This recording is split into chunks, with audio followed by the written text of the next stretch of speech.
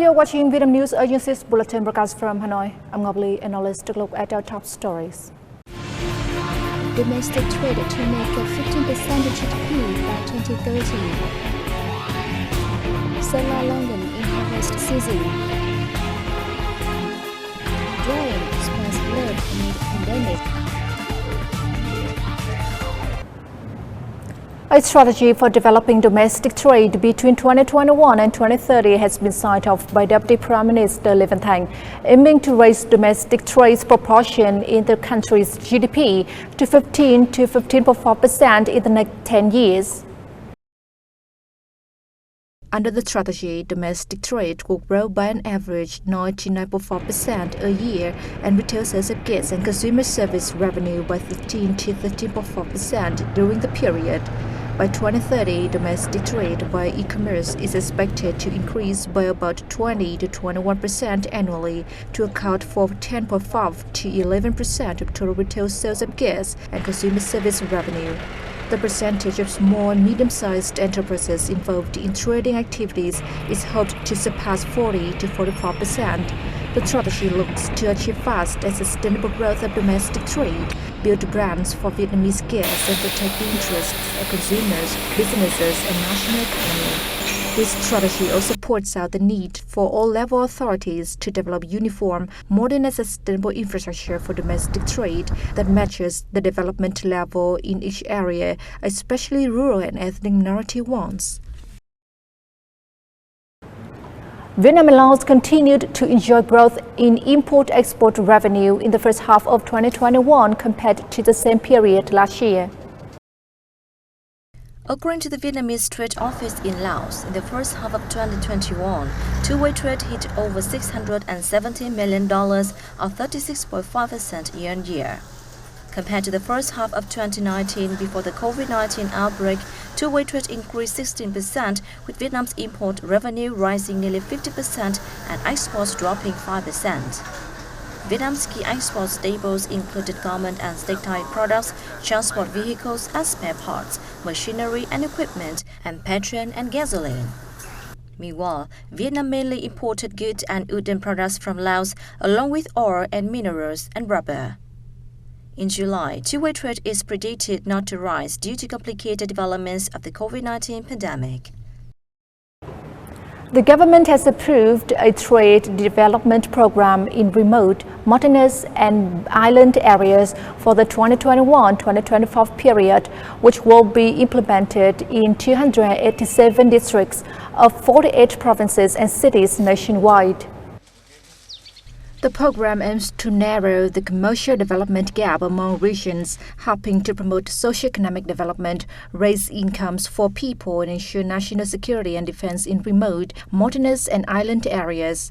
It's expected to expand total retail sales of goods and services in mountainous, remote and island areas by 9 to 11% a year in the period, and develop specialties as well as potential and typical products into branded goods. The program will encourage capable traders and enterprises of all economic sectors to engage in commercial activities in mountainous and remote areas and islands and ensure the balance of goods supply and demand in the market. The program will also accelerate the registration of geographical indication and appellations of origin for potential goods, and encourages the research and development of commerce service models to connect production, processing, and distribution in mountainous, remote, and island areas. Vietnam is at risk of losing out on major paper export markets due to increasing logistic costs, according to the Vietnam Paper Association. In the first 6 months of 2021, Vietnam's paper exports were estimated at 155,000 tons, earning $500 million. The exports decreased by 7% in volume year-on-year, though increased by 41% in value due to higher export prices. The Vietnam Paper Association said. On top of the decrease in paper output this year due to the COVID-19 pandemic, logistic costs are behind the decrease in paper export volume. The local enterprises said that the cost of shipping paper from Vietnam to key export markets such as the US and the EU increased sharply in the first 6 months of 2021. This upward trend has shown no signs of slowing, according to the association. Visitors to Songma district in the northern mountainous province of Sơn La these days will see a bustling atmosphere of farmers harvesting their ripened Longgans. The fruit has recently been exported to the EU and the UK despite the complex developments of the COVID-19 pandemic. Songma district is currently the largest Longgan area in Sơn La province with over 7,200 hectares, of which nearly 5,900 hectares have been harvested for an output of more than 55,800 tons, or more than 55% of the province's total Longgan yield. More specifically, Sơn La's Longgans have officially conquered the fastidious markets of the UK and Europe.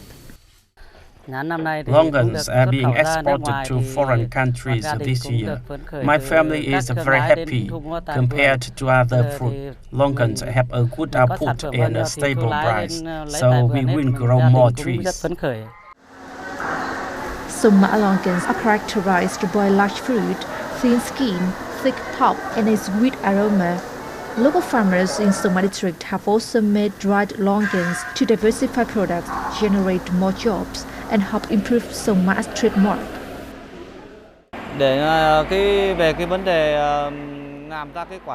We have followed a standard process to meet requirements for exports to foreign markets, such as Australia and the Netherlands. We also strive to export Longgans to more countries to help increase the fruit's value. The province recently granted a trademark registration certificate to Sơn La Longgans and exported a batch of Songma Sơn La Longgans to the EU and UK. Là cái việc mà xuất khẩu thành công nhãn của Songma sang thị trường EU The successful exports of Songma Longgans to the EU and the UK contributes to further promoting the development of fruit trees on sloping lands. It also helps boost the application of advanced technology in production to meet the standards of importance. Despite the complex developments of the COVID-19 pandemic in Vietnam and around the world, Songma Longgans continue to be exported to the EU and the UK. This is affirmation of the reputation and quality of the province's agricultural products, creating a solid foundation for the supply of Longgans to both domestic and foreign markets. The COVID-19 pandemic has created motivation for digital transformation process and sped up the adoption of cloud computing in organizations and businesses. Experts said the cloud computing market is predicted to thrive, especially after the outbreak of COVID-19 that has led to rising demands for IT application in businesses. The number of firms applying cloud computing has been on the rise. Particularly, some startups have used cloud computing services for a long time and become technology giants, including Grab, Traveloka, and Gojek. The computing environment will help businesses speed up the transformation of their business models while enhancing their level of stability. Meanwhile, cloud computing can help businesses cut costs, especially maintenance expenditures. Vietnam's policies on digital transformation and digital economic development have created a favorable environment for the growth of the ecosystem, including factors related to the growth of digital firms. In this process, cloud computing is one of the prominent and key technologies supporting businesses.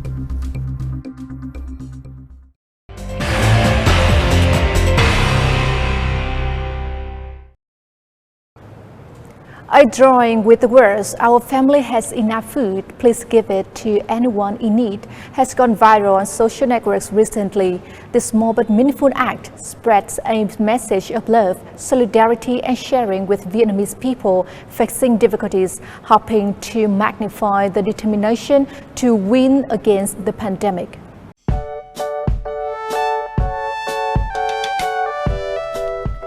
This drawing has gone viral on social media over recent days. The words say, "Our family has enough food. Please give it to anyone in need.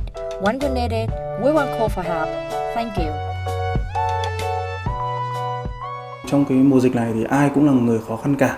Tuy nhiên Có những gia đình người ta không có sự giúp đỡ về mặt vật chất cho xã hội thì chỉ cần một với cái tấm biển như vậy họ sẵn sàng san sẻ những cái thực phẩm dành cho người khác, cho những người có hoàn cảnh khó khăn hơn. Thì các cụ sẽ dạy là một miếng khi đói thì bằng một gói khi no, nên là mình nghĩ là tuy đơn giản thôi nhưng mà nó sẽ có thể có ý nghĩa được cho nhiều hoàn cảnh khó khăn hơn mình. Đấy cũng thể hiện được cái tinh thần của người Việt Nam là đùm bọc, lá lành đùm lá rách. Giữa cái hoàn cảnh khó khăn hiện nay thì những hành động nhỏ như vậy thôi cũng sẽ thể hiện được sự đồng lòng và đoàn kết của người dân Việt Nam cùng nhau vượt qua đại dịch.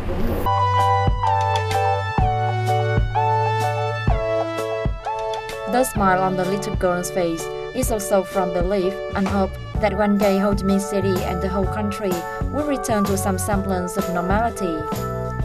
The simple but meaningful action has helped ease people's anxiety about the disease.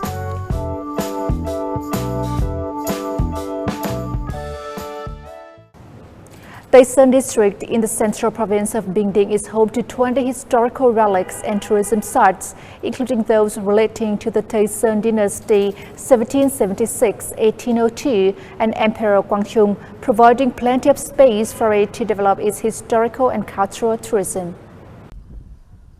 Bình Định province has two special national relic sites, the temple of Tây Sơn Tam Kiệt and Dương Long Tower, both located in Tây Sơn district.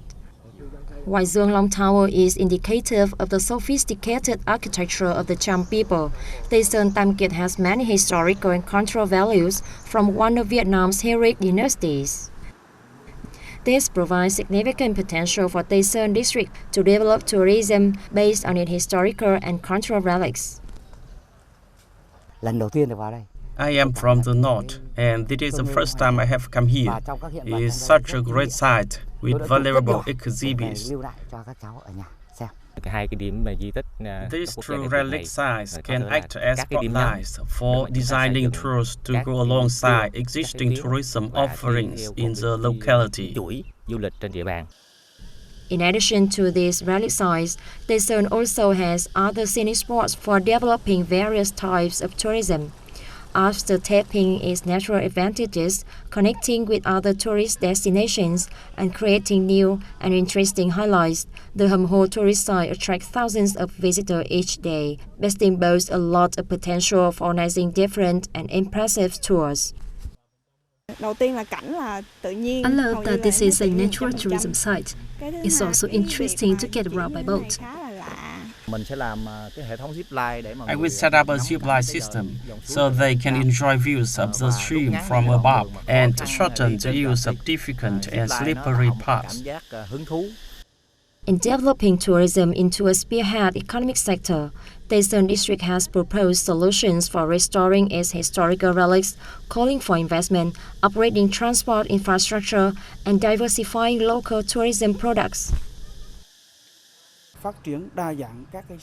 We are working to develop a variety of souvenirs so that when tourists visit Tây Sơn, they will remember the land afterwards. The potential is there, and if investment is properly oriented, Tây Sön's tourism sector is expected to prosper, contributing to local socio-economic development. And now let's join us in a trip to a village which is home to ancient houses dated back 200 years.